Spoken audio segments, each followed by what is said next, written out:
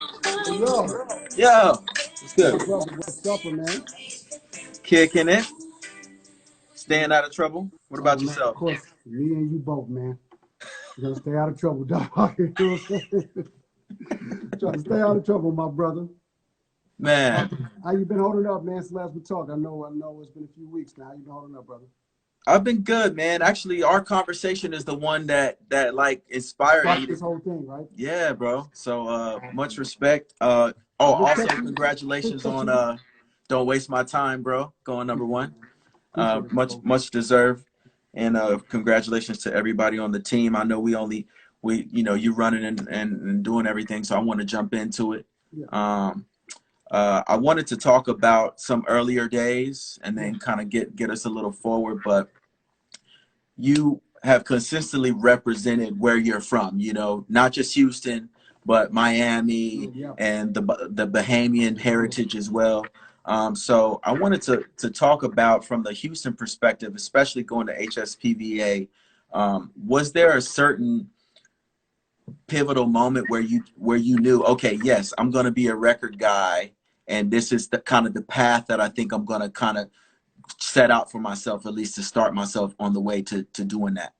I think what happened was because early on, at a lot of us, when you go to performing arts high school, you want to perform, right? So I think initially it was, me and my friends always wanted to be. We were in a group, we were in groups. We were always singing in church, always singing um, everywhere. So high school was more of a trying to figure out what. I always wanted to be a songwriter or a producer. I always looked up like Teddy Riley and Babyface, Jimmy and Terry. Those are always people who were always my heroes. And of course, in the '90s, it was Devontae. Later on, Timberland. You know what I mean? It just became, you know what I mean? Of course, the Bad Boy Hitman. It became um, the production thing became more of an obsession for me, right? Yeah. Um, but I still was in groups. I was in a group that I really, really, was committed to with my friends and my brothers, and that was a part of my development too, because I was writing songs for the group, right? Okay. And around 11th grade, I want to say it was 11, because I was like 16 or 17. I met Greg Curtis, Okay. and Greg Curtis, I met him through a guy named Teron Mitchell, who was like kind of mentoring us also as a group. He was in this group called Groove You that was signed to Atlantic, and so we knew a few people. Our circle of people knew a few people who were in the game. You know what I mean? So like I knew Preston Middleton, who was the person who was in the game at the time. There was a guy named David Donaldson, who was another OG who was in the game, who had done a bunch of stuff with a bunch of older artists and stuff like that. And he had a studio on the South Side that we would always go to and kind of just hang around and try to. He always kept young people around. You know what I'm saying? And then there was this thing called the People's Workshop, and I talk about this all the time. Everybody, People's Workshop was like what all the kids, talented kids, would go and sign up for this program, the People's Workshop, and you would do these like talent shows. You know what I mean? Leading up to what was called the Sammy Davis Jr. Awards. All right. So in this whole circle of the People's Workshop, this is where I where I met Robert Glasper, where I met Destiny Child, where I met, you know what I mean? Like this circle of people, you know what I mean? Circle of kids, we would just move around and with this workshop, you know what I'm saying? And so around 11th grade, I met Greg Curtis through T. And Greg was somebody who immediately saw my like potential like at the highest level at the time. It was like I used to have this keyboard, this PSR 500. It was a Yamaha PSR 500 with speakers built in and all that shit. And I figured out a way to rig this keyboard to be able to make my own tracks. So it had like 4 memory banks in it, right? So what I would do is I did 4 songs at a time. I would clear the banks out. I found a way how to program drums, how to build strings, all this stuff with this. This keyboard was no more than $500. Like it was, you know, it was a cheap keyboard. You know what I mean? But I figured out how to, you use what you have, to figure out what you can do. And I remember I never did when I realized I could actually make tracks on this thing. When I would clear the memory banks and then build tracks, I was like, this wasn't even in the manual. It was just something I figured out, right? And I started making tracks, and it was for my group initially. And then T had told Greg about me, and I remember taking my keyboard to the office and playing the songs out of the keyboard. And Greg was just like, "Yo, you did all that inside of that keyboard?" I was like, "Yeah, I mean, shit, I ain't got nothing else." You know what I mean? He was like, "You come to my house tomorrow," right? So then the next day, I go to his crib, and Greg has this beautiful like home set up at the crib. You know what I mean? This beautiful home studio. And you know, back in the '90s, to have the kind of stuff he had, it literally he had to spend about $40,000. Like it was, you know, he had the D88s, tape machines, the mixer. He was using Performer. He was already doing computer programming. I mean, he was next level. He had reverbs. I mean, he had all kind of shit in the studio and at the crib. And I was like, yo, this shit is crazy. So he was like, yo, listen, yeah. So he basically bit by bit, he like taught me, like, okay, this is how you start. This is the 8-bar sequence. These are, you know, you have to start collecting your drum sounds because you're using, you know, sounds that are in that built-in keyboard, but that you got to compete with what's happening out here in the world or whatever. So he put me on to like how to get drum sounds and what CD packs to buy and things of that nature. And I learned so much so fast. You know what I'm saying? Um, oh yeah, I learned so much so fast. Uh, and he just was like, yo, I mean, he just, I basically, I never left. It was like, you know, he moved from the house to to a building. He got like a building for the studio in the building. And I just never left from 11th grade on, right? Oh, So in the midst of that, I remember in the 12th grade, Beyonce and LaToya ended up coming to our school, to PBA. So we were already cool. We had, you know, knew each other from the People's Workshop already. So there was already a level of comfort there with them. So when they got to school, we would kind of join at the hip, you know what I mean? Because we kind of knew each other already. And they knew that I was, you know, an aspiring writer, aspiring producer. And I knew that they had a record deal already. A lot of people didn't know they had a record deal at the time, but I knew they had a record deal. So, you know, I would bug the shit. I would bug the shit out of Beyonce and Victoria, like on a daily basis. You know what I mean? Like, you know, yo, I got another song. Yo, come, you know what I mean? And nobody really knew that they had a deal. You know what I mean? So after a while, I just, you know, they knew how serious I was, and I think that when opportunity presented itself for me to create something for them, they told their father, like, yo, hey, Scott B. Cox at the school, you know, he's super talented. He wants to do some songs for us. You know what I mean?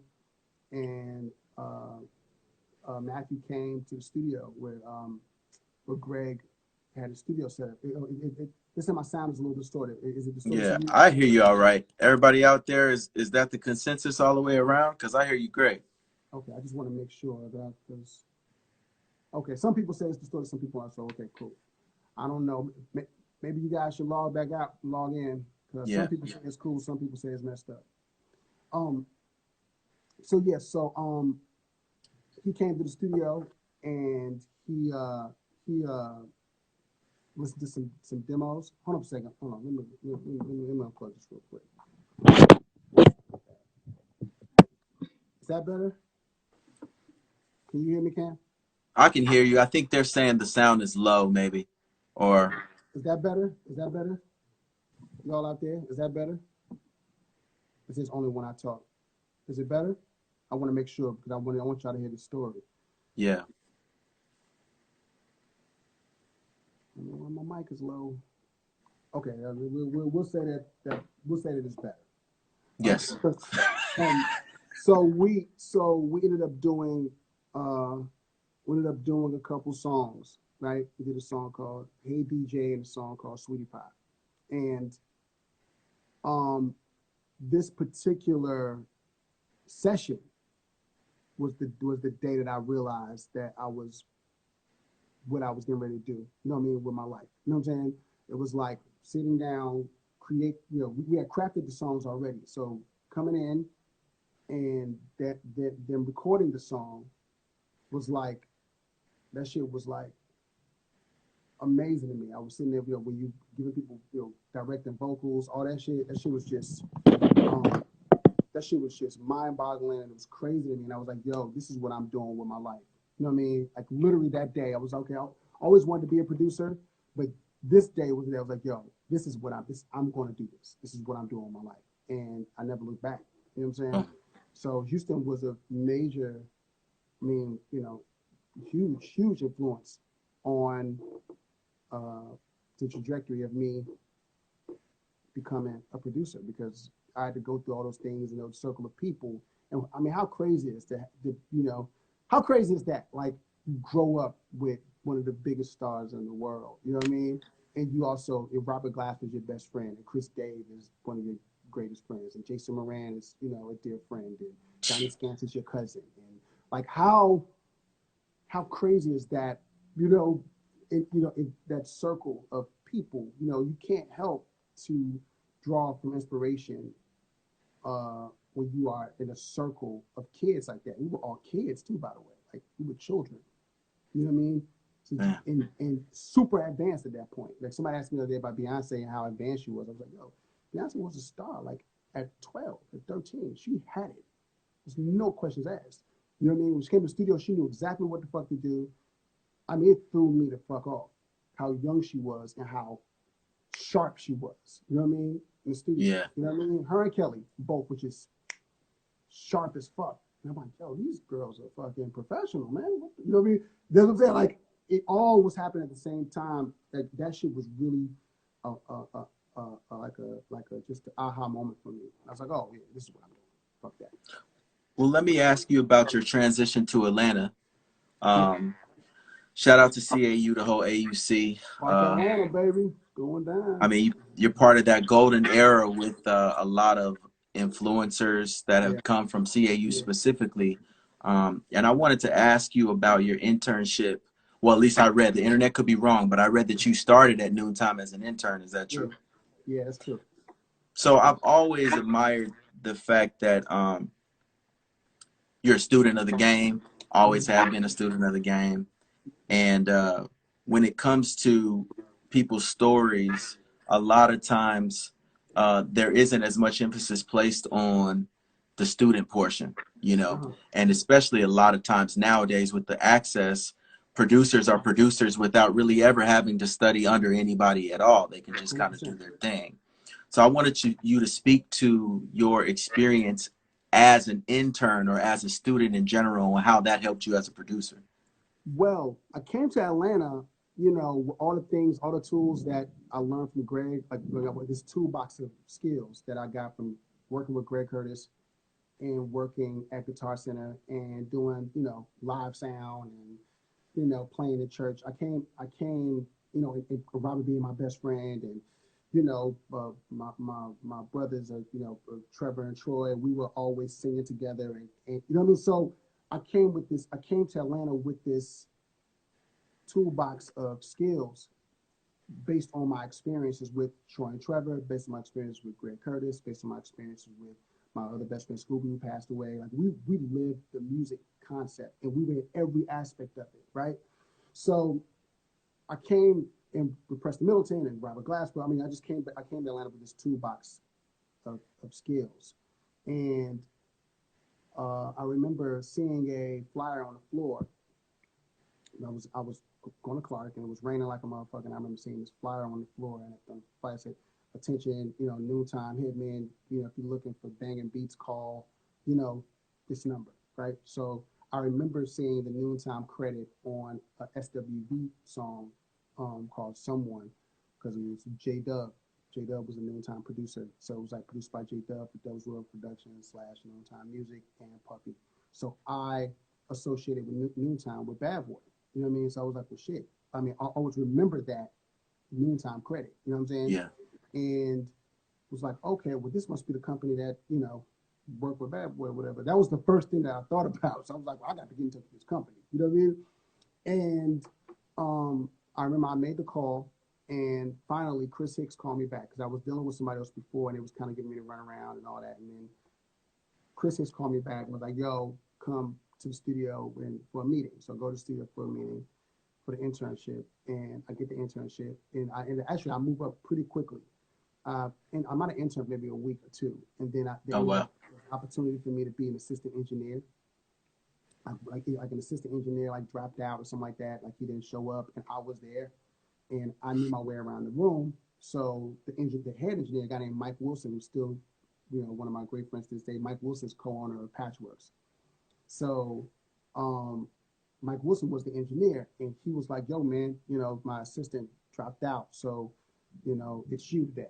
You know what I mean? And I was like, "Well, I know my way around the studio, so I did. I did a good job assisting, and they basically would assist Mike or other engineers that would come in. And then um, through that process, I met Jarrell Allen and Eric Roberson through that process, and Jarrell basically took to me and kind of took me under his wing early on, and Eric did the same. So what started happening was I started engineering Eric Roberson's demo sessions.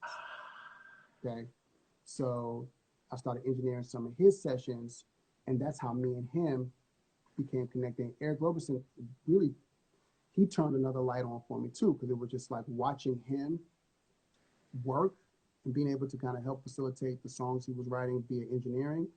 It was, and how fast he was writing the songs. I was like, yo, this is nuts. You know what I mean? Yeah.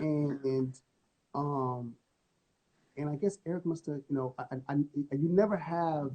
I was looking for the door to kind of say like, yo, hey, I also produce. You know what I mean? I didn't really know how to go through that door because you understand you have to always respect when you're an engineer.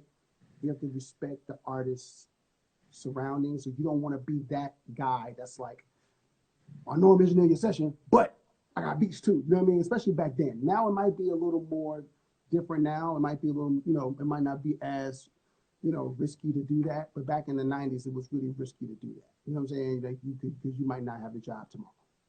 You know what I mean? So what started happening was I might have engineered some sessions for Eric for a few weeks, and I was actually making a little bit of money, right? So I'd saved up maybe about $800. No, I think it was like $1,200. I saved like $1,200, right? And I remember going to Nooney after I saved the $1,200. I was trying to find the door where I could go in and say, I'm a producer, right? And I was strategizing, trying to figure out how can I switch over. Yeah. So I went to Nooney and was like, Noon, you don't have to pay me anymore, man. I got $1,200. $1,200 to a college student who's living in a boarding house whose bills is being paid. I'm already eating ramen noodles every day. It don't matter. $1,200 went a long way. Like I ate, So it wasn't, you know what I mean? I wasn't buying shit. I had $1,200. I was just eating hot dogs and fucking, ramen noodles and drinking orange soda and you know what I mean? Just the shit you drink when you're 19 years old, 18, 19, 18 years old. So when I told Noon, I don't want to, you ain't got to pay me no more, man. I just want unlimited access to the studio. I want a key to the studio, and I want the security code. I just want unlimited access, man. So like when I'm done with sessions, when they clean up, I want to be able to stay and kind of run my way around the studio more, right? And really learn to, because you understand, my production skills came from Greg Curtis. We were working on computers, working on Macs and stuff like that. I learned a Performer, the first version of Performer, right? I get to Atlanta, nobody's working on computers. Everybody's using MPCs, and a specific MPC 3000. So it wasn't even MPCs that I was selling. Like when I was at Guitar Center, I was selling MPC 2000s. That's when 2000 first came out. They discontinued 3000s. So it's an MPC 3000, which I don't really know shit about, really. You know what I'm saying? And Yeah. I'm like, I got to learn how to use this machine. So I used that time to basically learn the machine, right? They didn't have no manuals nowhere. You know what I'm saying? Because, what do you do? You buy a drum machine, you throw the manual in the garbage can. You go. So there was no manuals nowhere. So I basically had to just sit there. There's this button on the MPC that's help. It says help. Right? So in each screen, right? In each screen, if you press the help button, it'll give you like a clue or give you like a, it's not extensive, but it gives you like, just a little blurb of like what this screen does. You know what I mean? So if you're like on the main screen, it said help. It'll say, okay, this is where you create your sequence, whatever. And that's all you get, right? So I'm like, okay, well, shit. How do I How do I make 4 bars? How do I double the 4 bars? Like literally, the basics was just I didn't have the basics down. So luckily, what started happening was every day after sessions, I would be in there trying to learn this drum machine. Just dissecting the drum machine. Trying different shit, learn how to sample. Cause I knew how to sample vocals because I had to fly vocals. I knew how to sample because I had to fly vocals to tape. So basically, back in the day, how now you can record a record, Cam, and you can record a cook and just, you know, copy paste. Mm-hmm. Back when it was tape, there was no such thing as copy paste. You either had to know how to offset the machines to basically record the hook at each place where the hook is supposed to go, or you could cheat. And the cheat way was you blend the hook, you get the blend just as good as you possibly can, right? Mute the music, go out of the board back into the drum machine, sample the hook, right? Get the blend right, sample the hook, right? Then take that stereo sample and in arm a stereo track, and as the track is playing, when the hook comes back around, tap the button, tap the tap the pad. You know what I Wow. mean? And hopefully you get it on right on time. If you don't get on time, you gotta rewind it back, hit it again. So I become very, very like knowledgeable with the sampling portion of the drum machine. So I mean, every day I'm trying to learn this shit. And then what started happening was the people around the Teddy Bishops, the Jazzy Fays, the Dents, the people who were coming around, K-Fam, who was signing no time, they just started seeing me in there all night working. And for them, it was like, oh, this kid is really like, he's not playing. He wants this. So Teddy started coming in and just kind of giving me little jewels. When I'm trying to learn music, he said, well, Cox, you should do this way. Set your session up, set your template up on your MP this way, and this, that, and the third. And okay, cool. And every couple of days, either he'll jump in or Jazzy will jump in and give me a few tools. Like, yo, well, you should do this way. Truncate your drums this way. Do this. There was just certain things that they would just give me, throughout the time I was actually just learning how to really navigate the MPC. And then one day I get a call from Noonie. Noonie, he pages me. This is back in the pages. He pages me. And I'm thinking he's paging me for like like come to the studio, record or whatever, got a session or whatever. So I find a payphone on campus, I call him. And he's like, yo, man, I'm gonna keep it real with you, man. I don't really, I don't know what kind of music you make. I don't know what you want to do with your life. And he was like, but I want to sign you, man. Like, I don't know why. You know what I mean? He was just like, I see how dedicated you are to just this whole thing for no reason. Like, your work ethic is showing me that I should probably sign you. I don't know, he said, so I'm like, word? I'm on the phone like, really? You know what I'm saying? He's like, yeah, man, I want to sign you. I think that you have something special. You know what I mean? And he signed me. You know what I mean? No Wow. music, no nothing. They just knew they knew I was a piano player. They knew that I was dedicated to, because I would work all night, some kind of way, have time to go spend with my girlfriend, in some kind of way, still make good grades in school. I don't know how this was happening. You know what I mean? But it was happening. And and Mooney gave me a shot. He was like, yo, I'm gonna sign you. And he signed me. Like maybe a month later, I finally got signed, and they gave me a check. I'll never forget it. I got a check for $7,500. Never forget it. I never seen that much money in one place. I got a check for $7,500, and then there was another check coming for like 17,500. I remember being like, yo, nigga, I'm rich. 7,500. We going. We must have ate that. Me and my girlfriend ate out every night. We was catching the MARTA to damn downtown to damn Park Rock Cafe and goddamn. That 7,500 went really quickly, really fast. Wow. But it's just those are the Atlanta thing was just an amazing period of enlightenment for me, because it was like I didn't even have to sell myself. You see what I'm saying? Like the key is if you work hard enough, if people see that you are dedicated to this shit, sometimes it, people will just notice that shit and be like, yo, I want to help this guy. You know what I'm Yeah. saying? Because this guy's really going after it and he's not fucking around. Like I was in there like, yo, okay, y'all done with the session? Okay, cool. All right, I'm gonna break y'all session down. I'm gonna pull my session up. I'm in there like trying to figure this shit out. You know what I mean? And you know, and it was because Teddy and Jazzy went back and told Noon, like, yo, man, this kid, man, he's developing now. Like he's developing fast. You know what I'm Wow. saying? Like Never know who's watching. never who's watching. You never know who's watching.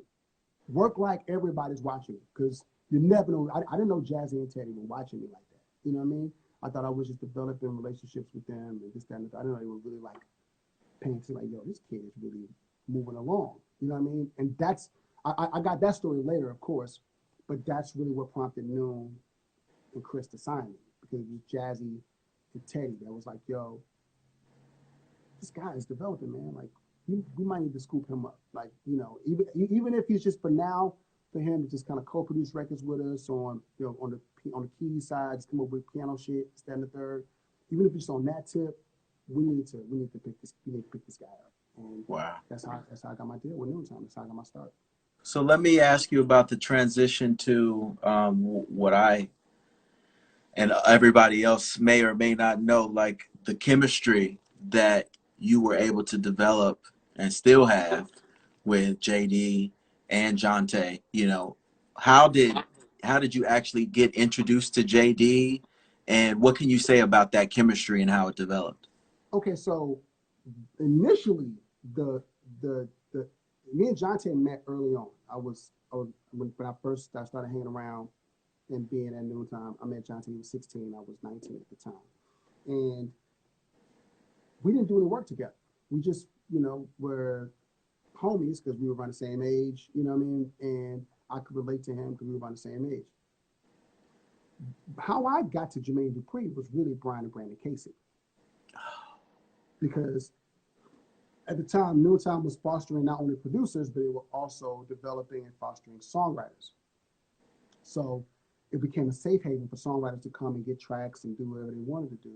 So Jonte was one, the Twins were another, you know, JQ was one of them. Adonis was a person that was a part of that whole early on. It could just come down at Noontime and grab a dat of tracks, write to them, this, that, and that. So what happened was when I signed to Noontime, I was kind of on an island. You know what I mean? I didn't really have anybody that I was working with directly. I was just still kind of just getting my chops up. You know what I'm saying? Still like working on my craft and trying to, you know, I was making like 100 beats a week. I remember Chris Kandid talking about like, yo, listen, I would buy like 10 dats and there would be just like 100 beats. You know what I mean? And to the point where Chris was like, yo, listen, all right, Brian, here's what you should do. Some of these are good starts. Focus on the good shit instead of giving me 100, you know, okay ideas. Focus on about 4 really good ones. You know what I'm saying? And Yeah. develop them out, right? So I'm okay, cool. So I started doing that. And then what happened was the Twins were always coming down there, getting tracks from Jazzy, getting tracks from, you know, J-Dub, getting tracks. He was always coming down there getting tracks. And it was hot, you know. The Twins was like, you know, between them and I think Duran and Q used to come Q used to come down there too and get tracks or whatever. They was writing for the people. So one day Chris says, yo, I'm sending a meeting up with you and the Twins. Like, cool. So I meet with the Twins. They come into the room I was working in, and they're like, yo, man, we want to work with you. You know, we heard some, we walking past this room for the past like 2 weeks, man. And I hear some really good stuff that I think we could develop and really flush out. You know what I'm saying? So I was like, cool. You know, I mean, shit, I've been waiting for somebody, especially I mean the Twins. Hell yeah, I want to work with y'all. You know what I mean? So the very first song we did a song that in that moment we did a song called "Call Me." I'll never forget it because Brandon was like, "Yo, I got this idea," and I pulled up this sound. He started playing like this little idea, right? And I was like, "That's kind of that's fine. Okay, let me take that." I took the idea and I made this track. And as I'm making the track, they write this song called "Call Me," which is I gotta find this song. The song is so fire. It was like one of the moments. It was like, "Oh shit, okay, we may have something," right? So from there, I was working with the twins every day. It became a thing where we joined the hip. You know, Chris was actually marketing us as a writing team. You understand? That's what we would do. Chris would take producers and writers and then market them. So like Teddy and Jonte at the time were being marketed as like a team almost. You know, you want to get a Teddy Bishop record, it's going to be Teddy Bishop and Jonte for the most part. You know what I'm saying? So he Gotcha. was like, we'll do the same with you and the twins. So after a month, we look up, you know, we got like 50 records, you know, 50, 60 records, you know what I mean, in the can. So the twins were signed to Jermaine's publishing company too. So they were signed to the label, but they also were signed to Jermaine's publishing company. So they were like, well, listen, we're going to go play some songs for they kept calling him Shawty. We're going to go play some songs for Shawty because, you know, he's working on Usher new shit. He's working on all these different new projects. So we're going to go play some songs for him, see if we could play some songs for Shawty. I was like, cool, shit. You know, go. I would love to get some shit on So So Def. You know what I mean? At this point, I'm not even thinking that it's going to be, you know, I hadn't met Jermaine yet, and I'm not even thinking it's a thing. I'm just thinking we're going to go sell some songs to him. And they'll come out with this. Escape was working. I mean, you know, all the artists were working. So hopefully we'll land something. So they go meet with him. They come back to the studio after the meeting. Like, yo, Shawty want to meet you. He want to meet you, man.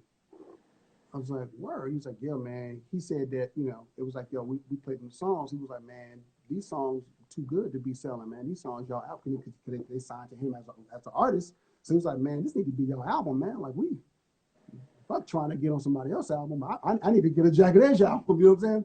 So then it was like, okay, so now we're gonna approach this thing as if we're making a Jagged Edge album. So then, like maybe a week later, like a week later, we went to go meet him. Trina Broussard had a showcase because she was signed to So So Def at the time, and wow. She had a showcase at Rio Mall. Right? I don't know if you guys, anybody from Atlanta, old Atlanta. There used to be a mall on Ponce de Leon called Rio Mall, and Chris Tucker used to have a comedy club inside that mall, and this is where Trina Broussard's showcase was. So we all hop in the whip, go down to the showcase to meet. I don't think I was old enough to get in the club. I wasn't old enough to get in the club yet. So I had to basically stand outside because I wasn't old enough to get in. So I'm outside, you know, kind of just waiting around for the twins to come back out, whatever. So then the twins come back out, and they come out, they're walking with JD and Big Bob and Eddie. And I meet JD. He's like, yeah, man, I like your shit, man. I'm gonna get with you. That was basically the extent of our conversation. I'm gonna get with you, man. I'm fucking with it though. But I'm gonna get with you. I was like, cool. You know? Some of y'all niggas took me from the studio all the way down for him to just tell me you're gonna get with me. You know what I mean? But you know, about a month later, my house phone rings, and it's Jermaine Dupri. He's like, yo, I'm ready to finish this Jagged Edge out, man. I'm gonna, you know, write down my address, and you know, and I ain't had no car at the time, so I'm like, shit, how the fuck I'm gonna get out there? So little did I know, he had already been talking to Ryan Glover, who was a partner at Noontime. He'd already been talking to Ryan, and they actually started kind of working out what would end up being a deal. And Ryan I called Ryan, like, Ryan, man, I just talked to JD, man. You know, I ain't got no car, man. How am I get to College Park? You know, and it was, oh no, we're taking you. So Ryan, Chris, Nooney, and Terry took me to Jermaine's house, you know, and he was working on a Mona Lisa remix at the time. I'll never forget this. I was like, yo, this shit sound crazy. We took to his house, and he had the studio in the basement, the whole shit popping, and he was trying to show me around the studio. I met Brian Fry, who was the engineer at the time, and they were showing me around the studio.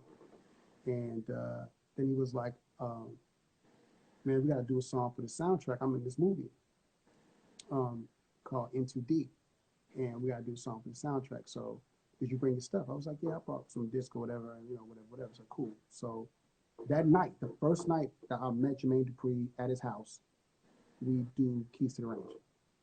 It's the first song we did for Jagged, for the whole thing. It was Keys to the Range. So then from there, it was like, okay, we'll come back tomorrow. You know what I'm saying? Okay, cool. So the next day, come back, we write another song, you know. Then the next day we come back, and then I think that week I think we did Let's Get Married within that first week. And I just I just started going to the house every day. You know, just started doing like going to the house, just writing songs for different people. So my schedule was getting a little hectic because I would be working at noon time during the day, and then at night I would go to College Park and work with JD. And the next thing I know, all this stuff started to formulate. And then I'll never forget, Jermaine came to pick me up. And my first time, this is so funny. This is the first time I ever rode in a Lamborghini, and I was nervous as hell. JD had the Lambo with the drop top. He came to pick me up, and this nigga was driving like 150 miles an hour, not 85, like crazy, right? But he's like, "Yo, man, this album is finished, man.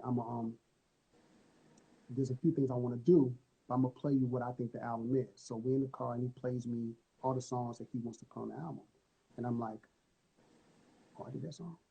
I did that song too. I did that song too.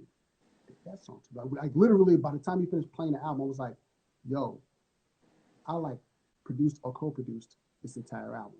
You know what I'm saying? So I did 4 songs. I did 3 songs by myself and 4 songs with JD.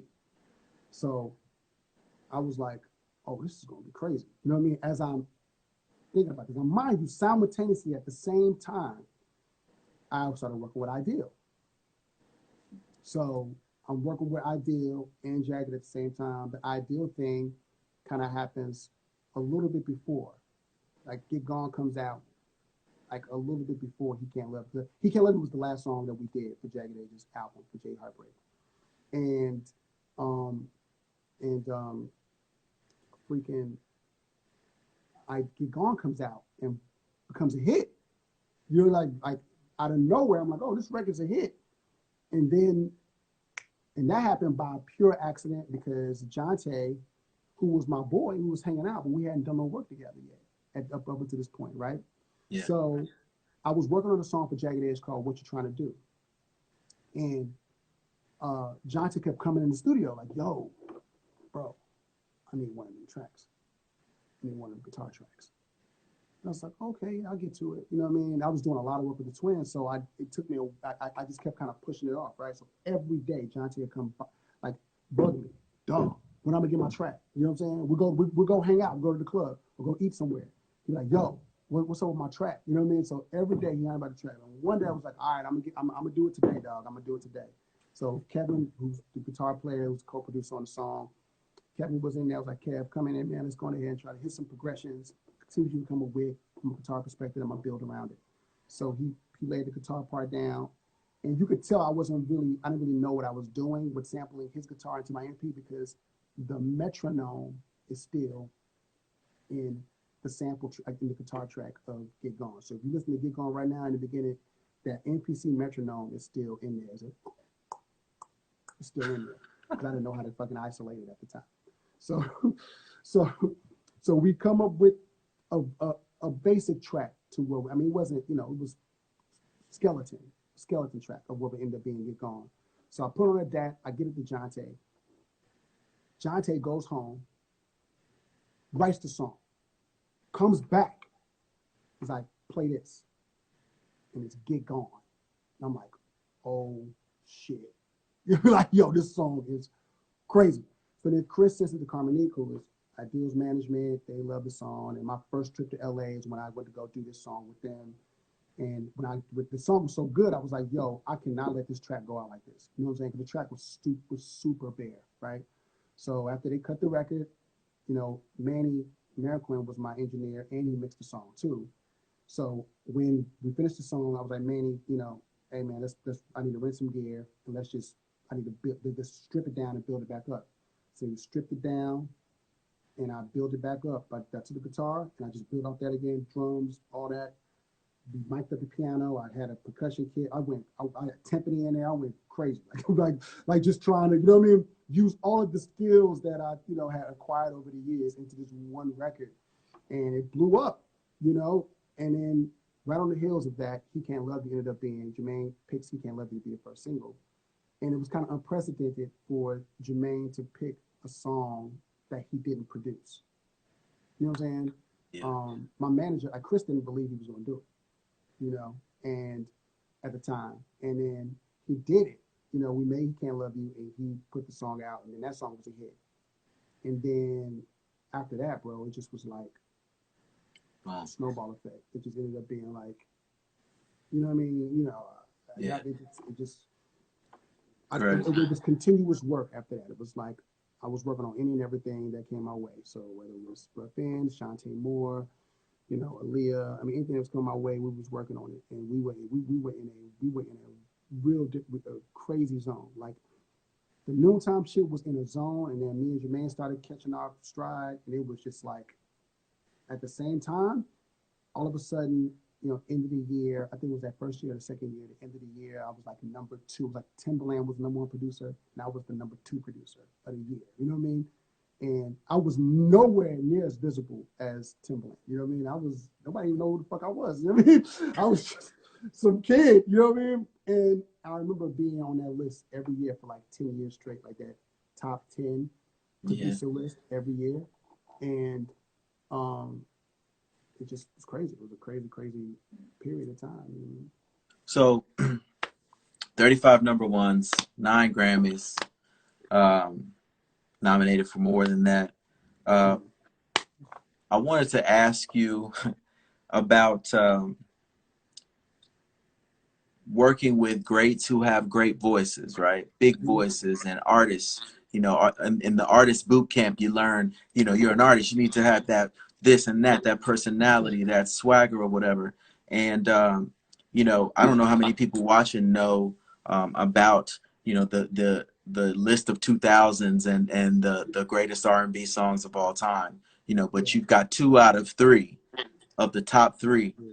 Yeah. You know what I'm saying? And D'Angelo is in between, which is Yeah. like insane, right? So I Yeah. wanted to ask you about "We Belong Together" with Mariah. Okay, In so I want to clear something up. okay, I, I did not do We Belong Together. We okay, Belong Together is Jermaine Emmanuel. There was a okay, there was a little bit of a hiccup happening during that period. I did though produce Shake It Off okay, and Can I Get Your Number and Don't Forget About Us on okay. that On that album. album, We Belong Together is JD, Manuel Seal, Shantae Austin. got you, So got you. people always assume that I made that record. I mean, I guess it sounds like something I would collaborate on. Yeah, But no, I wasn't a part of that record. okay. Well, let's go to "Be Without You" then. Yeah. And in the context of "Be Without You," my question is, when you're dealing with artists like an Usher or a Mary J or a Mariah or a Yeah. Monica, who all Yeah. have different personalities, how do you manage or navigate a studio session when you got those different personalities that have to exist on their own as well as in a group setting like that? Well, first of all, you have to know that the session is not about you. The session is about them. You know what I mean? If you're in the studio with an artist, you know, you're there to bring the best out of them. You're there to uh, create an environment that's comfortable for them. You know what I mean? Yes, they hired you because you're good at what the fuck you do. You know what I'm saying? Yeah, But for the most part, if you know that it's not about you, like I never go into any session thinking it's about Bryan-Michael Cox. You know what I mean? Like never. From Whitney Houston all the way down to, you know, all the way to Day 26, all the way to, you know what I mean? You know, any artist, you know what I mean?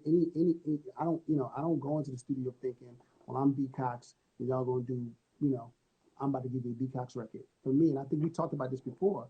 Um, if I'm going to the studio with Cam Corvet, I'm trying to get the best Cam Corvet record. You know what I mean? I don't want Cam Corvet to have the best B Cox record because I'm not the person got to sing it. You know what I mean? For the yeah, rest of my career. You know what I mean? I'm not the person that has to, you know what I mean? Like I'm not the person that has to, you know, once I do the song and it's yours, you know what I mean? I'm just hoping you want to sing it for the rest of your life so I can keep getting paid. You know what I mean? Um, so it's about the artist. So for example, I rarely get intimidated, you know, by artists. Like usually, like starstruck. I rarely get starstruck. You know what I mean?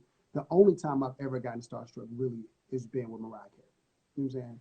Because you don't really know. I didn't really know what to expect. You know what I mean? This is in the late '90s when I first started working with her, and I didn't really know what to expect. It was just kind of like I was nervous. I didn't really know what to expect. And when she came to Jermaine's house. We did the first song we ever did together. I did with her. It's a record called How Much. And this is my first time working with her and Usher at the same time. It was a duet. It's my first time working with both of them. So I'm just in there like,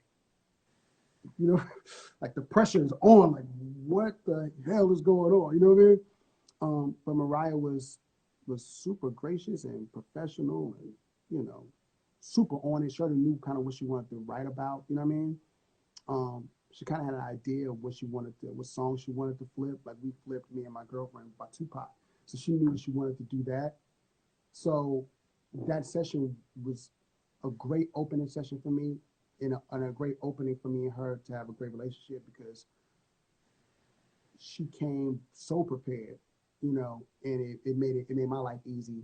And Jermaine was just like, they work together so much. Jermaine, they like brother and sister. So that the dynamic, it didn't feel so crazy when she got there, because they were family, and she made it easy for me coming with the ideas of with the bulk of the idea, and all I had to do was kind of build around what she wanted to hear musically, and then Jermaine did what he did from a drum perspective, and then we all kind of chipped in on the writing, and it was like, okay, this is easy. You know what I'm saying? And it was a good vibe, and I think that's kind of what started us having the relationship we have today. Dope. So let me ask you about the label side of things. Mm-hmm. I know that at one point in time you were on a part of the label side of things more. Was it at Arista or was it another label? Arista, yeah.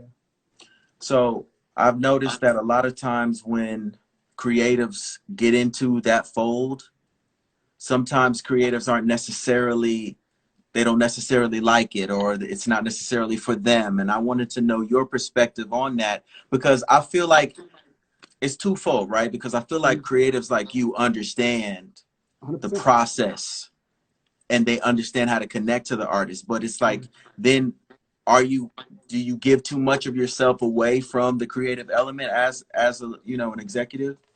I'm gonna keep it real, man. At the time that I got that job, and Jermaine in LA gave me that job, and at the time I didn't really understand the magnitude of it. I'm gonna keep it 1,000 with you. Um, I did that. I took that job because I had a song deal. I did a song deal with Arista, and actually I had a song deal with J Records, and then it merged into Arista. You know what I mean? I'm sorry, it was Arista first. It was Arista first. Then it merged into J. So I had a song deal with Arista. So I was like, I'm gonna take the song deal. The song deal was, for a lot of money. And I was like, oh, y'all want me to get a job? Y'all want to work here too? Well, cool. I'll take that too. You know what I'm saying? Like if it's all in the same, the song deal and the job came together, cool. I'll do it. You know what I mean? Because the job didn't really pay like that. The job was like, I think I got paid like 60,000 a year, something like that. But my song deal was like, was nice.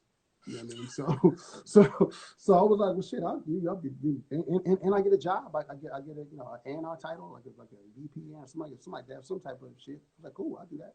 But I didn't really recognize the magnitude of it, right? And as creatives, we can get emotionally attached to things and emotionally involved. You know what I mean? With things. And they gave me a project that I became very emotionally attached to. This project was a girl called Isis, and this was their second album that we were working on. They had a hit single. I think the song was called "Single for the Rest of My Life," and it was a hit. It was a hit single, and they had another record called "Day and Night" that was hit. Like alternative hit. But the second single was a bigger single. They had a gold album with the first album.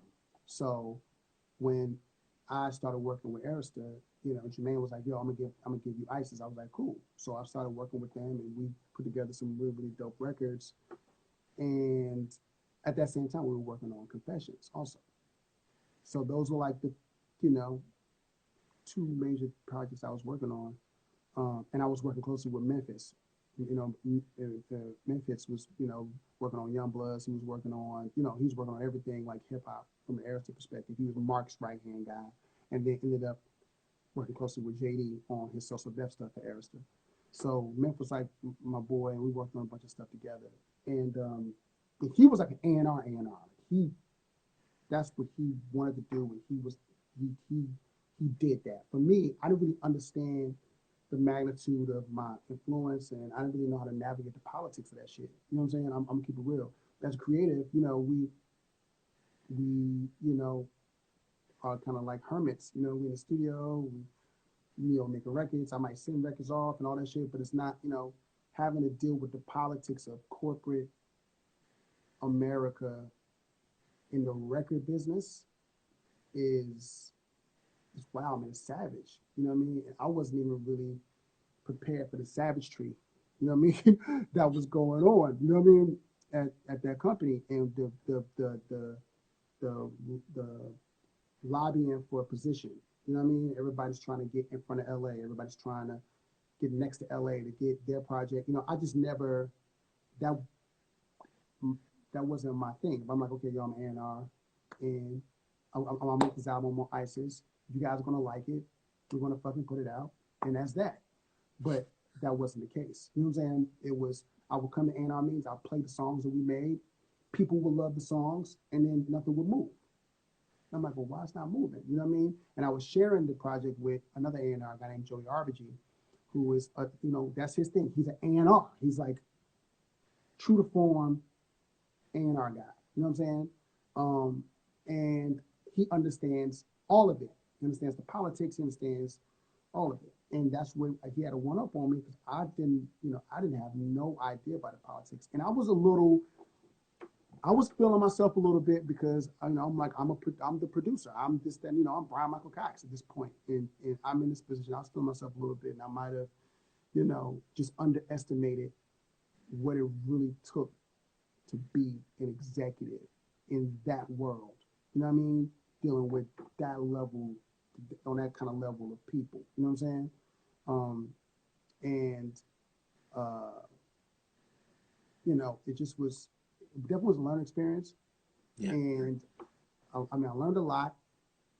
And now, if I were to ever take a job again, which probably wouldn't, but if I were to ever take a job again, I know so much better how to navigate. You know what I mean? Because my thing is I'm pro artist. So that was the thing. I was so artist driven. You give me ISIS. I adopted them. It was like my sisters. You know what I mean? Like they were a part of my world for like 2 years. Like literally an extension of me. You know what I'm saying?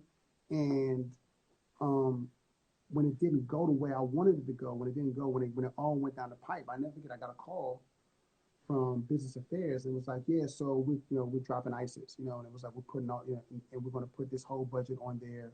This is going to be on your like on your doc. You know what I mean? Like this, it was like maybe $400,000 worth of money that ended up just being attached to me and my, you know what I mean, my A&R shit. And I'm like, yo, wait a second, and it was like I don't know, it was like it wasn't nobody having like no real conversation with me. The next A&R meeting I went to go talk to LA about it, and he was like, well, Brian, yeah, I really, it was a different group when I signed it. That's basically what he said. See, the different group when I signed them. The original lead singer, this is what he told me. I don't know how true this is. So, but he was like, it was difficult when they signed and they switched lead singers on me. And I like her, but I don't love the lead singer. And this, that, and the third. I'm like, yo, Kiara sings her ass off. So being, telling him, he said, yeah, but, I'm just not feeling it no more. So, and I learned a very valuable lesson, like at a drop of a dime. You know what I'm saying? If somebody's not feeling it no more, it don't even matter how talented you are. At a drop of a dime, a record executive will say, man, I'm not fucking with this no more, and it's done. And there's nothing you can do about it. There's nothing I could say. There was no sell I could pitch. You know what I mean? There was nothing I could do. It was like, it's over, on to the next. And then at that point, we just poured all of our energy into finishing Confessions. You know what I mean? Wow. And then, right around the time Confessions came out, that's when all of the shit shifted, when LA had to leave Arista and go to Def Jam. And, all that stuff that happened around that time. Wow. But the Outkast album that came out, Confessions that came out, he was coming off of 2 huge albums. Everybody's like, yo, what the fuck happened? You know what I mean? Which is crazy to me. I did not understand it at all. Like, yo, like Outkast album sold what, 20 million? Confessions ended up selling 10 million. Like, he gets fired after that? Word? You know what I'm saying? You know, so it was, and then the shift happened and everything kind of shifted to jive. And then I was going to take a job, and I was like, nah, I'm cool. I think I was making a lot of money as a producer outside of the building. I was like, I'm cool. And I never really entertained an executive position again because it just didn't, it didn't add up to me. The kind of money I make as a producer and a songwriter, it just didn't really add up to me. But now I understand the importance of the power politics inside of a building. You know what I mean? Yeah. And if I had the opportunity to do it again, I actually understand how to maneuver now. And you gotta know how to manage relationships. You know what I mean? That's the thing, that managing your relationships. I think that there are a lot of people, a lot of executives out there who are brilliant at managing their relationships, and that's the key.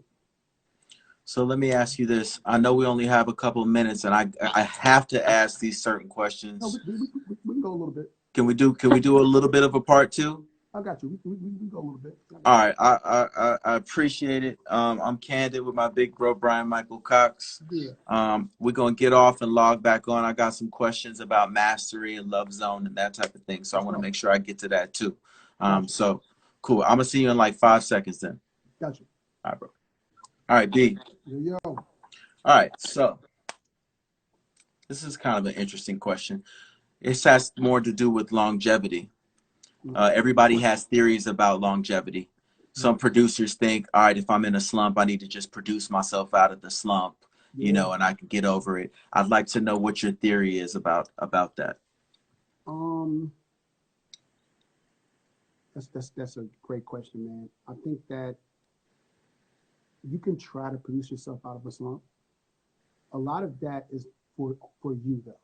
It's not necessarily for, you know what I mean. A lot of that's like, yo, I could just, you're always gonna be you're always gonna be creative. So you a lot of that's for you. It's like, yo, I'm just gonna keep working, something's gonna spin over. You know what I'm saying? If you keep working, you keep building, it's gonna, eventually it's gonna shift back. At some point, you know what I mean? Back in 2005, uh, Double XL did a interview with me, right? And they titled the interview "The Marathon Man." And I never viewed myself that way, right? Until I guess when I was telling my story and like how, I'm a consummate workaholic when it comes to creating. But even more important, I was like, yo, I I want to continue to pace myself. I don't want to be in a space where, you have a hot, 3, 4 years and then you don't hear from this person no more. We had seen so much of that, you know what I mean? And I was around people who had been around for a long time. You know what I mean? You'd be around somebody like, Jermaine Dupri or somebody like Dallas Austin.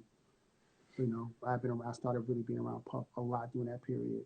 When you're around people who have been around, and you're like, yo, you start kind of grabbing little gems, you know what I mean, on how to stay around.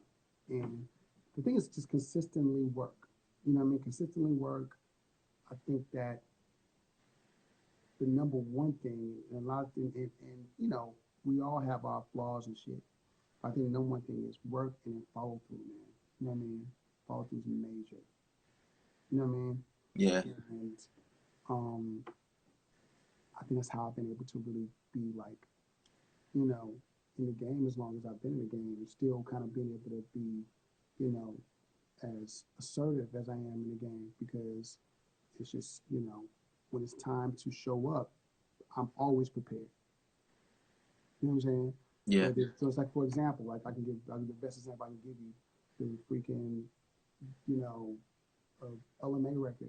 People kind of say, well, that record came out of nowhere. What happened was though, like an opportunity presented itself, right? At that point, I've been making tracks forever. You know what I mean? And we had a meeting. She hit me in my DM, and I went to go meet her and Nico. And they asked for tracks. I was like, yo, what kind of track do you want? She's got a lot of stuff you do on day 26 and stuff like that or whatever. Like, cool. So and I played a couple of tracks, and I knew I had one track that I had for a while, some years at that point. And I played her that track, and she was like, that's the track that I want. I was like, okay, cool. But I did that track like maybe 4 or 5 years prior. You know what I mean? So it's just always be prepared. You know what I'm saying? Because you never know who's gonna like what. Like even this record I did with Division, the record this record called For Us. That's like, I did the original beat, the original version of that beat. I did that beat like 11 years ago. But it just so happened, me and 85, we were working on a bunch of stuff. And I was like, yo, man, I got some shit on this drive, man. I ain't really haven't didn't really listen to in a while, man. Let's go through some of this stuff. Maybe we can do something with some of this stuff. And that was the first thing I played. He was like, bro, you sitting on this? Give me that. You know what I mean? I was like, you have it. You know what I mean? Like, it's just always be prepared. You know what I mean? Yeah. So the concept of producing yourself through a slump is just literally it's just stacking. It's stacking, stacking, stacking, stacking. So when the opportunity comes to do something, you are prepared. Gotcha. Mm-hmm. So mastery. Yeah. I've had the fortune of being able to, I mean, I watched your mastery with Salam Remy. I watched your mastery with Tricky. I watched your mastery with Rodney Jerkins as well. I've watched Jonte with Pooh Bear and Carrie and, Sean. How did that come about? Well, And break that down for us. the idea came about a while ago. Me and my manager Chris Hicks, we always, trying to come up with different ideas to, um, you know, further whatever we're trying to further, right? And I was doing this thing with my boy Trey Shotchu called Studio Life, just kind of like posting me in the studio, doing it on YouTube, just posting little clips on YouTube, um, and I wanted to I started watching this show. I got inspired by this show called Abstract. So Abstract is a show that just kind of they sit down and talk to different creators from different walks of life and different areas of life, and kind of get the backstory on their whole shit. You know what I'm saying? So there was one about Tinker Hatfield, who is the legendary designer for Nike, and I just was intrigued by that show, and I was like, damn, I'd like to do something like that. You know what I mean? So I just started kind of filming little bits of me talking, like me telling the story of how I met Destiny's Child, or me telling the story of how we wrote "You Got It Bad." You know what I mean? We began to kind of do some responses, and I was like, yo, I remember we were trying to figure out what we could do with it, and Chris was like, yo, this is dope. We could figure something out. So we all of us kind of came up with the concept of mastery. Long story short, mastery came about it, and we started doing these one sheets. We were going to pitch the show. We finally got back to the place where we were going to really get to it, and then the pandemic hit. Right? So when the pandemic hit, that puts us on, puts us on pause again. So we're like, okay, what can we do to make the best of this pandemic with this concept? And everybody seemed to be doing lives. Everybody was doing, utilizing Instagram in a real way. So we were like, well, shit, why don't we do that? Why don't we, we know everybody we need to know. We call anybody, everybody needs to know. And everybody is, it's anytime you can shine a light on people's, gifts, I think that you'll always have an opportunity to talk to them. You know what I'm saying? So that's how it started. And Jonte had done verses, and That's right. and really, really kind of enlightened people on who he, or reminded people who he really is in this shit. You know what I'm saying? And it came off so well. Chris was like, "Yo, we should probably, we should let Jonte, come in and be a part of it and host it." And I was like, "I love it. Jonte's my brother, so let's make it happen."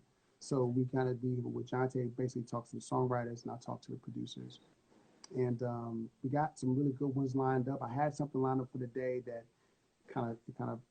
we have to push back to next week, but it's going to be a good one. This guy doesn't even have Instagram, so we have a Instagram called mastery.tv that he's going to log into next week. I don't want to say his name yet. I think I might have said something yesterday, but I'm not going to repeat it if you didn't hear it. Hopefully we'll get him next week. But the one we just had with Pooh Bear was amazing. Salam Remy, Rodney Jerkins, No ID, Hitmaker, we've had some real, you know, incredible people on.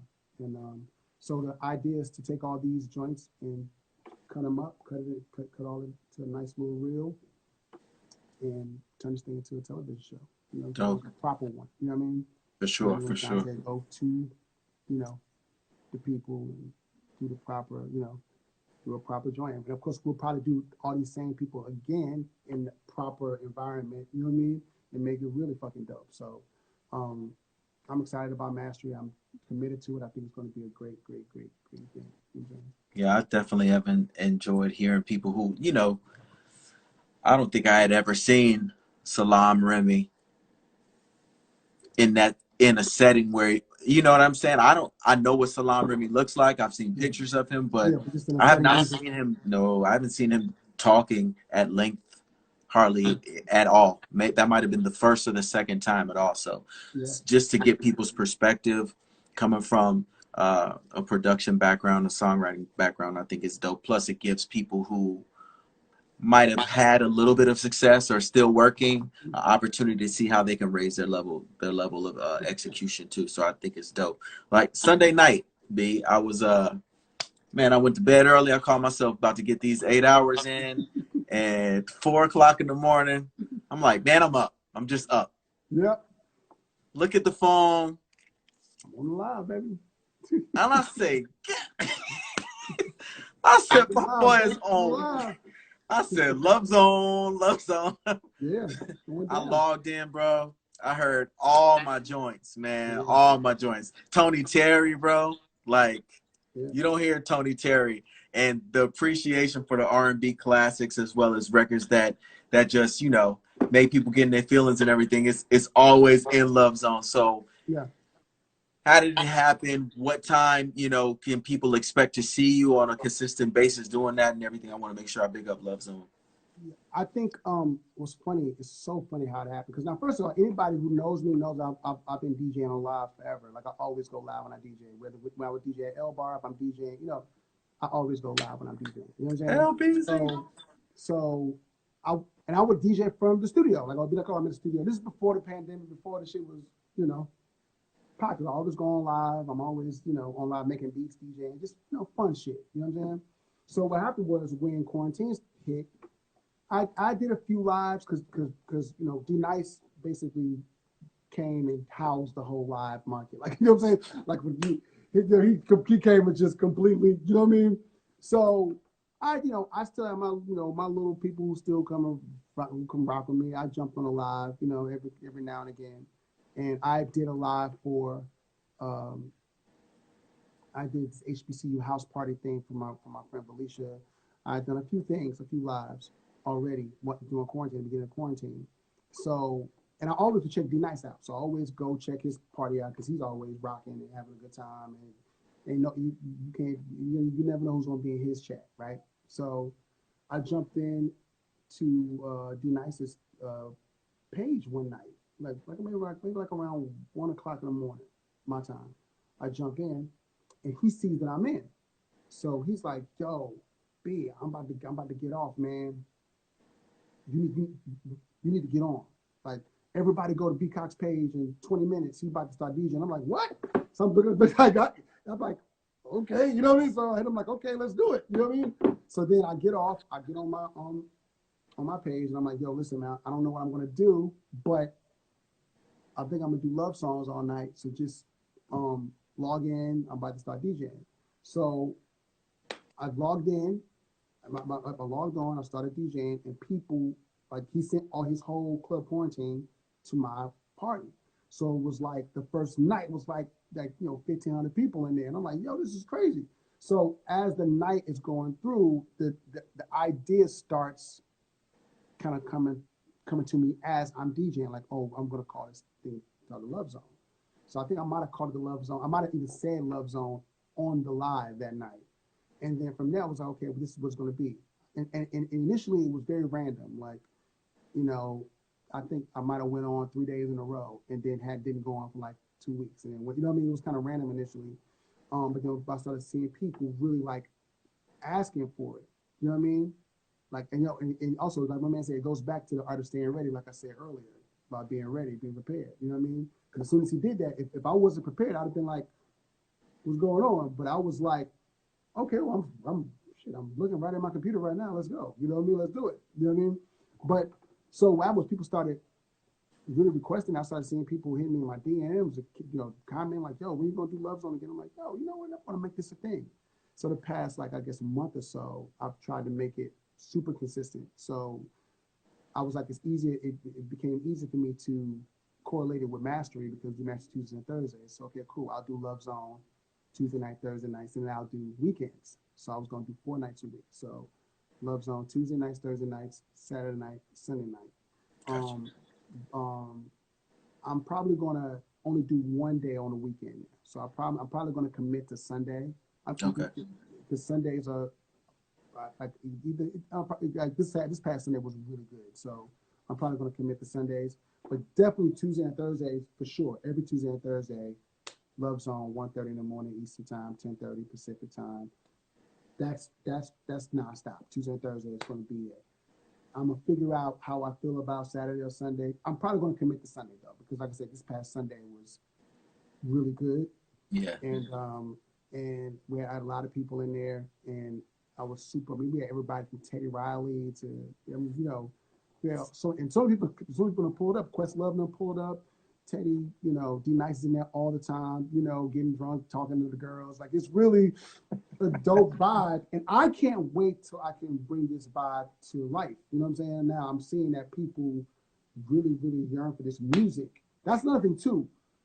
That's another thing. What Love Zone has done for me, it has shown me that people are really yearning for R&B. So even when I'm playing new R&B stuff, I'm seeing people react to it. Like, yo, like this past Tuesday, at the beginning of my set, I did like a lot of newer stuff, just kind of like, newer stuff. I may play, you know, some new Tiana Taylor shit. I may play a Darius Scott record. I may play, you know what I mean? Like I just try to, I try to incorporate all artists that, whether it's you, Alex Isley, or whatever. I try to incorporate, all these artists who, um,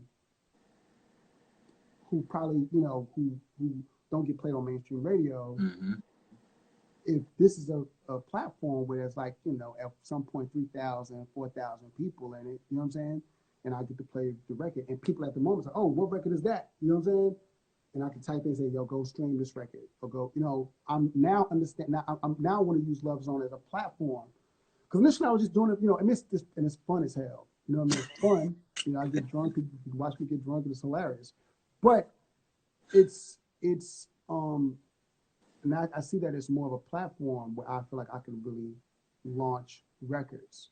You know what I'm saying? Okay. So when I start getting calls from like, people like my man Neil who works records, he called me like, yo, man, I got this record, can you put it in Love Zone? And I got people hitting me about like, hey, I got this record, can you put it in Love Zone? I'm like, oh, this shit is like, people are looking forward to this thing. So I I'm, got this record. yeah, I got it. Hey, you got first, you know what I'm saying? You got first deals, baby. Whatever you need, I got you. You know what I'm saying? Don't even worry about it. I'm already on it. You know what I'm saying? But I'm starting to really look look at this as a platform and figure out how I can really take it to new heights. And I really, like I said, I really want to be in a place where I can bring the vibe to life. Like if like I would love to see a Love Zone party, which is this kind of music and people and see people's reaction to the music. You know what I'm saying? In my mind, I'm trying to figure out what that looks like. Um, I think um, I know that there is. I know, like in Los Angeles, I can visualize where this party lives. You know what I mean? Atlanta, not so much because Atlanta's so loungy. Yeah. I mean, unless you do it off Edgewood or something like that, you know what I mean? That might be a vibe, you know what I'm saying?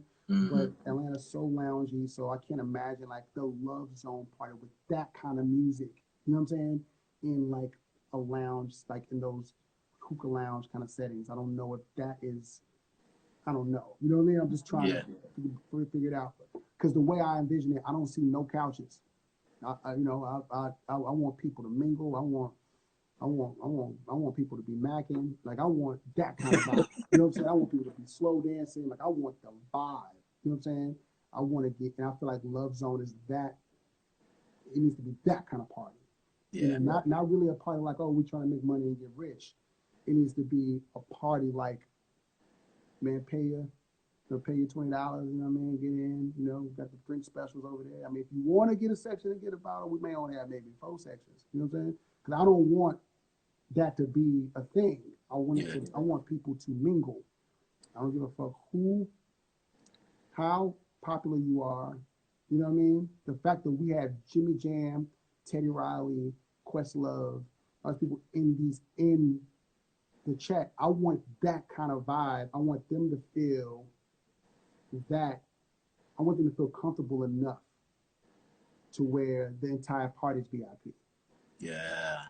but not pretentious. Right. For You know what sure. I'm saying? I want people to feel like, man, I'm going next week. You know what I'm saying?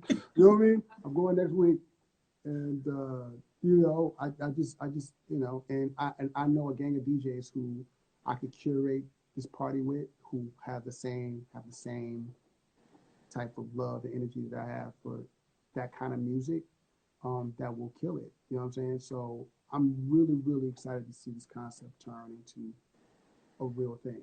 You know what I mean? Turn into a real party. I love to see people interact and see people fall in love and all that shit in real life. Like for example, my man, it's a guy who's religiously on Love Zone. I mean, he's literally every time I'm on, he's on. This guy, his Instagram name is Nick_Henny, right? This guy's on every time. He's a Love Zoner, right? Told me that he met somebody on Love Zone. You know, flown to Atlanta. You know, a couple times already to see her. Like he met his girl on Love Zone. Like that, like them type of stories. That's the shit I'm trying to create when it comes to Love Zone. I want to create them type of stories. Like y'all met my wife there, dude. I met my, you know what I mean? Like I want that kind of shit. And we already have a story like that. I mean, this guy met his girlfriend in the chat on Love Zone. He DM'd her. They started communicating. Then he hopped on a plane to Atlanta and was here. This girl is my friend that he, you know, did this with. You know what I mean? And Boom. now they're a thing because of Love Zone. So I think that speaks though to the power of a pandemic, because you know you don't know, you know, they always say you don't know what's inside a person until the pressure is on them. You know, it's like squeezing an orange and orange juice comes out. So it's like there are people who have been able to look at the situation that's been brought to them, and you know, turn it into some other thing. And I think that's the great thing about creativity in a lot of ways. When you think about mastery, when you think about Love Zone, and when you think about the story that you gave, like my parents were pen pals, so they had the old school DM going with the letters or whatever. But you think about it like in this way, it's similar in the virtual sense. 100%, 100%, 100%. That's what's up.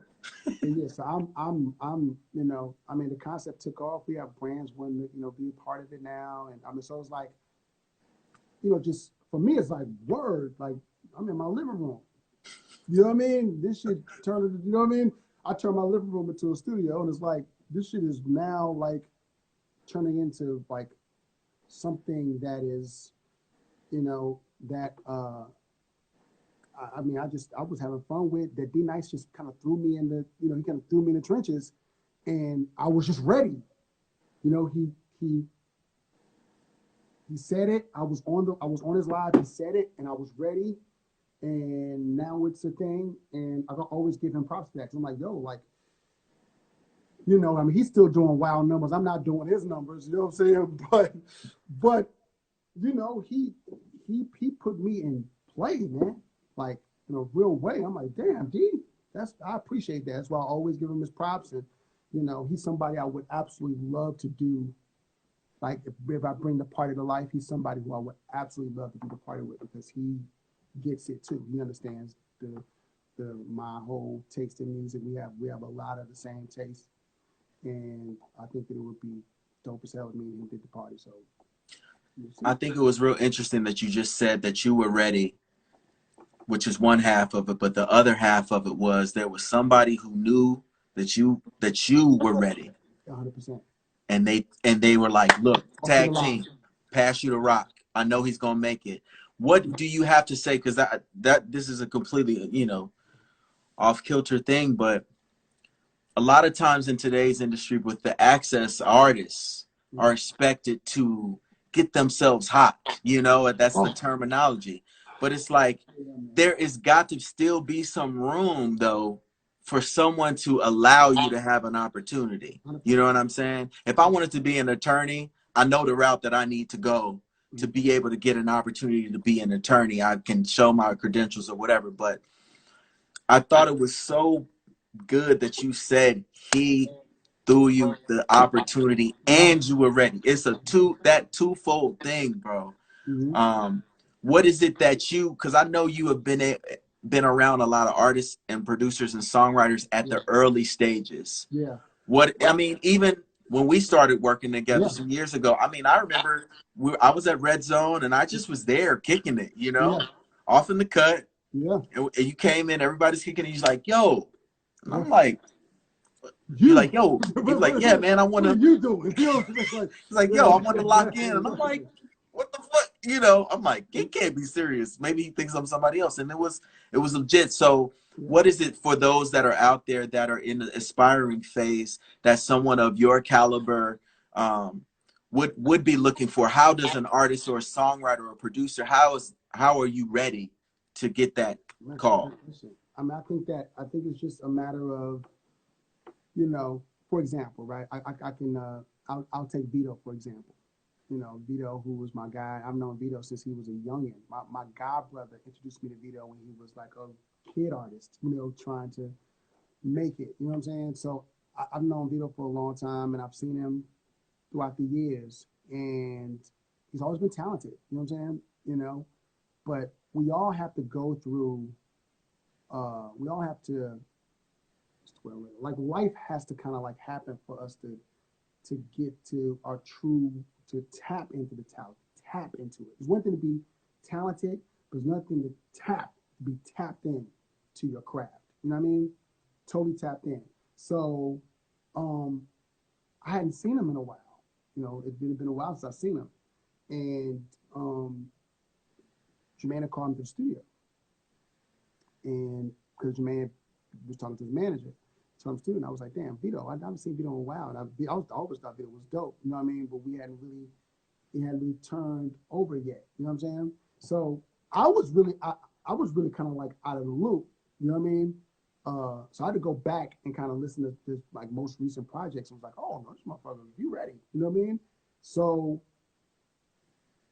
there's a point when I went back to listen. I told Jay, I was like, JD, yeah, I've known Vito for a long time, and this dude he's solid. Like I think we're gonna get something that we need from him. You know what I mean? Pulls up, he fucking nails it. You know what I mean? It was like that's the thing. It's like you feel it when you know that you're ready. It's just something that happens in the room. It's something that happens. Everybody in the room is kind of like, oh, he got it. Okay, you know what I'm saying? And it was like it's that thing. It's like prep. It's like practice. You know what I mean? People think that practicing like you're like one of the most talented guitar players I know, right? How did you get there? You know what I mean? How did you get so good? You know what I mean? And it's because you probably still practice. Yeah. You know what I'm saying? You probably still practice. It is just that's the thing. It's like doing it over and over, over and over again when nobody's listening. You know what I'm saying? And that opportunity is going to, man, somebody's going to eventually say, yo, going to hear something and say, hey, oh, you ready? I need to come to studio. You know what I'm saying? And I've had moments like that a couple times, whether it's you, was Alex Isley, it was Vito, um, um, I mean, even Deshaun. Like, I've had moments where it's like, oh, this motherfucker's great. Okay, now let's, you know what I mean? Now let's pick on Jack Freeman. Like, I've just had moments throughout the past like 8 or 9 years where it's kind of like, you know, so it's really just when it happens and you feel it and it's on point, you just gotta when you have the opportunity, you just gotta knock out the park. Be confident, you know, not cocky, not arrogant, but be confident when you're in that room and just nail it. You know what I'm saying? Just nail it, and every time, just keep going. And like I said, because something's going to stick, dog. Something is going to stick. You know what I mean? Like the thing with Adonis, right? Adonis, I knew Adonis when he was in a group. He was in a group called Mass Appeal back in the late '90s. And, you know what I mean? And I remember when I first met him. This was way before we started working together. But I remember being in Mass Appeal came at noontime. I think Noonan was going to sign them. You know, they were a group, and I remember being in the room, and the other group members were kind of just like, you know, some people see like success on the other side of something, and they start celebrating before like the shit really happens. You know what I'm saying? It's like they celebrate the prospect of success. You know what I mean? So they already are talking about what they gonna wear on tour, and like they in the cut talking crazy, and I'm in there like, yo, these motherfuckers is crazy. They're here to audition, you know. Adonis was doing all of the work, but I'll never forget that. He was writing the song, he was singing the song, he was in and out of the booth. I'll never forget that. I remember sitting watching, like, yo, this little motherfucker is doing everything. These are the guys over here just talking about when they become famous. This guy's not saying anything. He's working. Wrote the song, sang the song, gave them their parts. All that, and I'm watching them like, yo,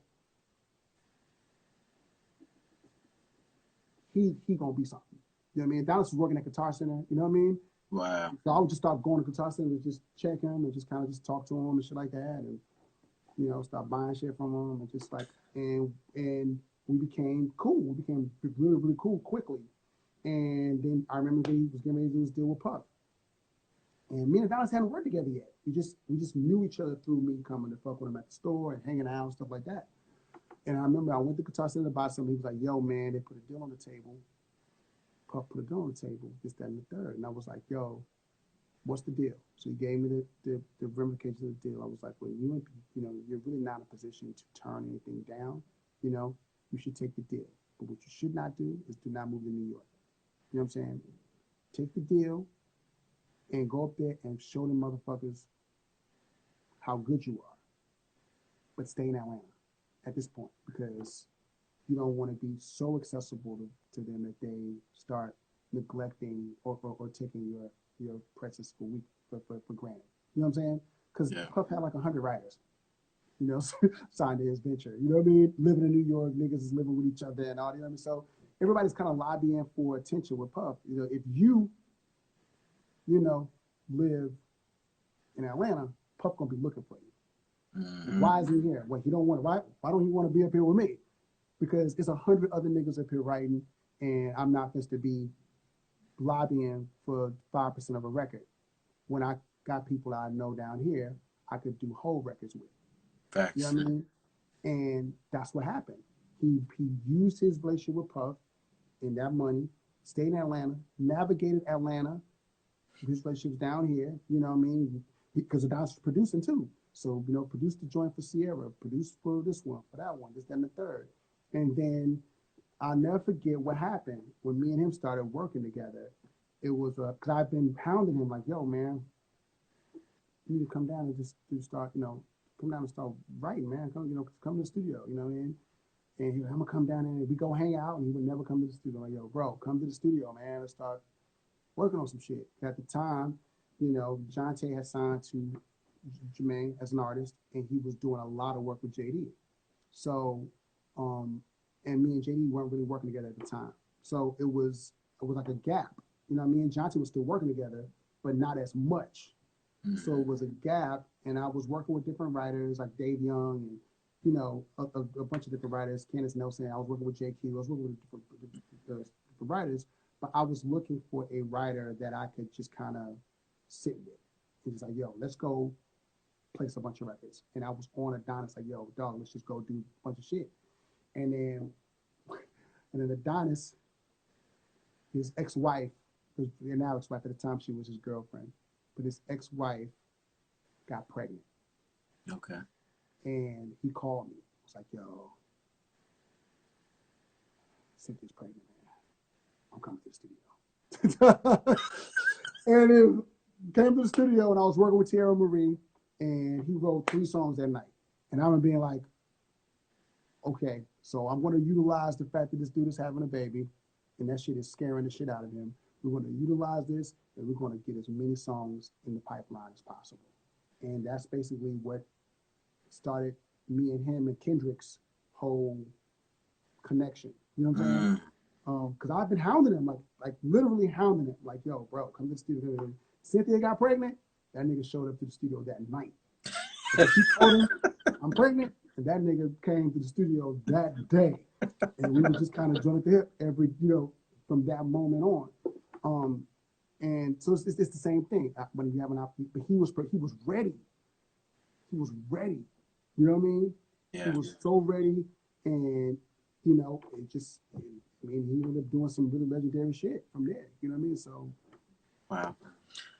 I appreciate your time, and I have one more question, but before I get to that last question, I just wanted to tell everybody I appreciate everybody for tuning in. B, you got a lot of fans, and one thing I will say on the record is that you're always the same. When it comes to how you've treated me, it ain't no different than how you've treated anybody else. You know what I mean? You've brought me in the studio with Usher, and you were confident in my abilities to be able to work. And those types of votes of confidence are what people like myself and people who are watching need to be able to feel like they're empowered to do and follow their dreams and accomplish some things. So I just wanted to tell you that first and foremost. I want to shout out Love Zone for sure, because maybe I might find my girlfriend in Love Zone later on this evening. It's happening, man. It's happening in there, man. People are finding love. People are finding love in the Love Zone, man. It's happening. The last question I have for you has to do with fatherhood. Yeah. How do you navigate the time we're living in when it comes to the moment for the culture? How do you navigate that as a father to a young African American boy? Are you just no nonsense, shoot straight from the hip and just tell him what it is? Do you cover him and try to prevent him from getting exposed to that? Because I know a lot of people are dealing with the same type of thing as well. I just was curious. It's been an interesting period for me in regards to that. I didn't really know how to approach it. You know what I'm saying? As things were happening, I would have conversations with his mom and say, like, how should we, how are you approach, like, how, like, what are you telling him? And I want to make sure that whatever I'm telling him is in, is in alignment with what you're telling him. You know what I mean? When you're co-parenting with somebody, you know what I mean? Everybody kind of looks at co-parent like you're supposed to get odds with your baby mama or somebody. Me and Mila never had that energy. We're really, really good. We're close. We're cool. You know what I mean? So we can have these kind of conversations amongst each other before we approach our child. You know what I'm saying? Yeah. So I always confer with her first. Like, yo, okay, this is happening in the world. I'm able to express to her how I feel. Like, yo, I'm feeling fucked up. I don't even know how to explain this. You know what I mean? Because a lot of times women have a different way of digesting a situation, and they can kind of give you some type of balance on how to approach it. Because for me, it's like, okay, I can say what I want to say and be like, yo, listen, bro, it's fucked up out here, and this is what, you know what I mean? And be hardcore with it, but you also got to know your child too. You know what I mean?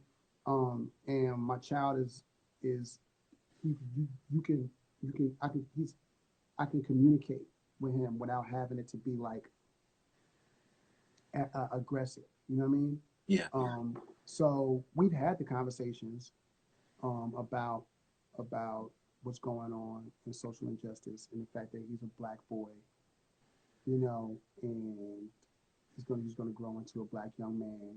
And we got Teddy Riley in here. What Um, up, TR? uh, so those conversations, you know, like I said, it's complex, but you got to have them. You know what I'm Yeah. saying? So I've been having them. And my son got the dreads, and I mean, he's a black boy. You know what I mean? And super proud of his mom, and super proud of his dad, and it's been about me trying to teach him about his culture now. You know what I mean? And he's been with me a lot um, during this whole pandemic. He's been with me probably the majority of the time during the pandemic. So I've been trying to do the research, trying to make him, watch certain things with me, like watch, Who Killed Malcolm X documentary, and watching, you know, things that are about black culture, things that he's probably wasn't getting at school, you know what I mean? Yeah. And so we can have some type of foundation to know why this is a wild time for us. You know what I'm saying? And how long it's been a wild time. And you know, my son is very mature, and he's experienced, he's seen a lot. He's seen a lot more than I saw when I was 9. You know what I mean? Especially personally, he's seen a lot. So, um, you just have to be honest. You know what I'm saying? You just got to be honest with him and show him the truth, and hopefully he'll, be able to digest it, and it will stick with him. And throughout the years, he'll always go back to, like, okay, I need to learn more about this. I remember my dad showed me this doc, and I need to learn more about Malcolm X. I need to learn more about Marcus Garvey. Like, I remember I saw Shaka Zulu when I was like 8 years old. Like the movie, the miniseries Shaka Zulu came out when I was like maybe 8 years old, 8 or 9 years old. You know what I mean? And my mom made me watch it. You know what I mean? Like the whole week, it was like a thing. Like, you're watching Shaka Zulu. You know what I'm saying? And at the time, I was like, oh, watch this, watch this. But then, I got older and started understanding and really relishing in my blackness. You know what I'm saying? Okay, now I'm gonna go back, and because of that movie, and my mom made me watch the movie so many times. Now I'm gonna go back and do the proper research on Shaka Zulu, and understand the whole struggle of, how that movie was so impactful to me as a young kid. And when I became a teenager, I yearned to learn more about it. You know what I mean? So that's kind of where I'm at with him. It's like, he's still a kid. You know what I mean? 9, he's still very, very, he's mature for 9, but he's very, very still much a kid. You know what I mean? So you have to plant seeds. You know what I mean?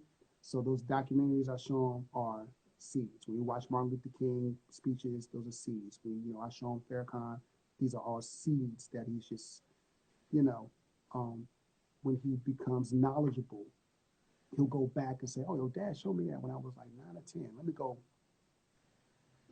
seek it out." You know what I mean? And then we Yeah. can have proper conversations in the future about it. You know what I'm saying? But you Dope. know, I Did, I'm, did, I'm did you see blessed the to be. Sam Cooke joint?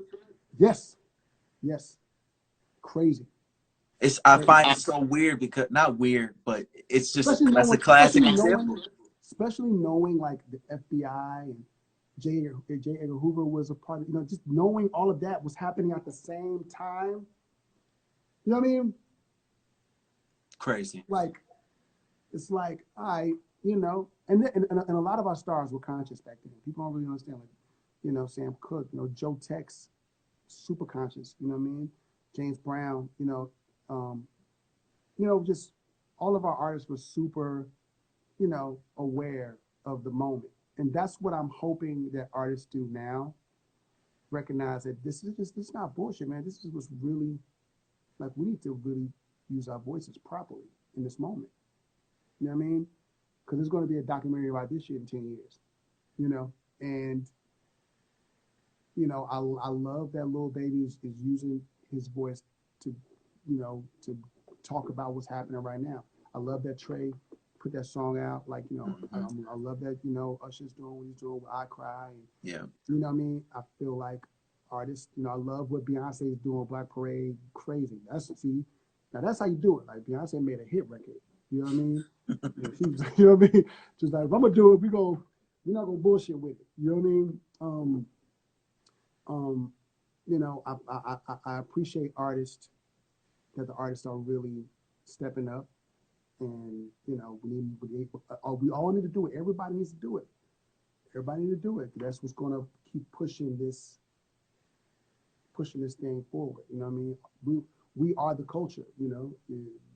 Everything that is art and entertainment. We pretty much control the creative real estate. So let's really utilize our power and galvanize and stay on their necks with this shit. You know what I'm saying? That's what's going to really, really change it. You know what I mean? Yeah, for sure.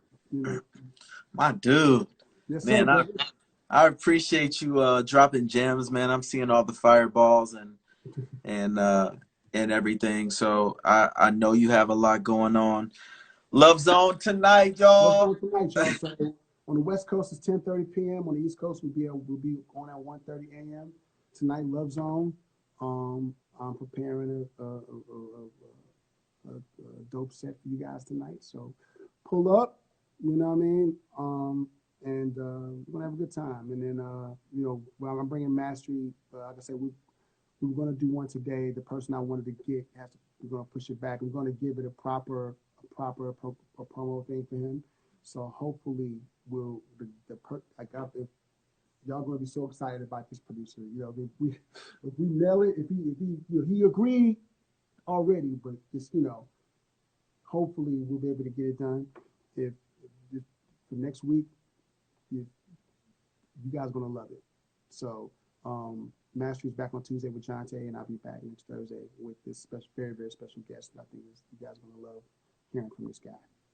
So tonight, Mastery, Love Zone tonight, and yeah, man, Cam, my guy, dog, all day, my brother, all day. Always a pleasure, man. I'm gonna try to sneak it. I'm trying to sneak something to you for Love Zone, man. Because I'm playing, like I told you before, I'm committed to the new shit now. Because it's like, I understand, and now when I play things, people are like asking about it. So I'm like, okay, cool. I'm gonna keep.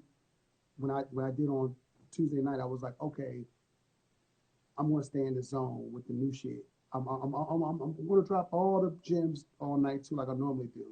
But I'm really, really going to be committed to the newer artists, and because I feel like you guys are making shit that's dope as fuck, and it's real music, real R&B shit, and it needs to be heard. So I'm on it, my brother. So you know what to do. Drop it in my phone. You know what to do. Send me that MP3. You know what I mean? I got you, bro. Thank you once again for tuning in. Thank everybody else for tuning in as well. This has been Kandid. Make sure you check out Love Zone. Make sure you check out Master. This is my big bro. Always been 100 since the day I met him. So I appreciate you once again, my bro. Yes, sir. No doubt, my brother. All right, peace. Yes, sir.